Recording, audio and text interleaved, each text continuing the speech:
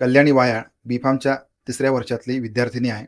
तिला एक मुलगा त्रास देतोय. त्याचं नाव आहे सूरज मोरे आणि हा मुलगा तुझे फोटो तुझ्या आई-वडिलांकडे, तुझ्या नातेवाईकांकडे व्हायरल करणार, त्यांच्याकडे पाठवणार आणि तुझी बदनामी होईल. जर का तू माझ्याशी लग्न केलंच नाही, माझ्याशी रिलेशनशिप ठेवलीच नाही, तर मात्र तुला गंभीर परिणामांना सामोरं जावं लागेल. यासाठी मग 3ऱ्या वर्षामध्ये असणारी विद्यार्थिनी काही दिवसांपासून मानसिक त्रासामध्ये होती.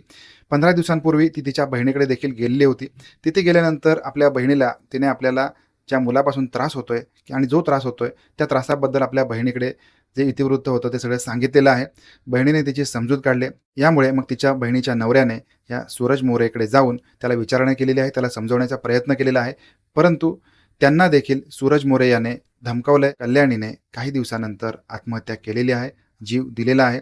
आता असे जे काही टग असतात, जे या बहिणींना त्रास देत असतात, यांच्या बाबतीमध्ये सक्त ॲक्शन घ्यायला पाहिजे. पण या सगळ्या बहिणींना मी एक निवेदन करतोय, एक मोठा भाऊ म्हणून मार्गदर्शन करतोय, की कोणत्याही परिस्थितीमध्ये आत्महत्या हा पर्याय असू शकत नाही.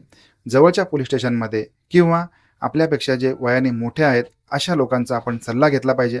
कायदा तेवढा सक्षम आहे, की ज्याद्वारे आपण या सगळ्या प्रकरणामधून आपली सुटका करून घेऊ शकतो आणि जो आरोपी आहे त्याला शासन करून देऊ शकतो. इतकी धमक आपल्या कायद्यामध्ये आहे. तेव्हा हे लक्षात ठेवा, ज्यावेळेला आपल्यावर कोणत्याही प्रकारे अन्याय होत असेल तर शांत बसू नका. कायद्याचा आधार घेऊन या सगळ्या गोष्टींची दाद अवश्य मागा.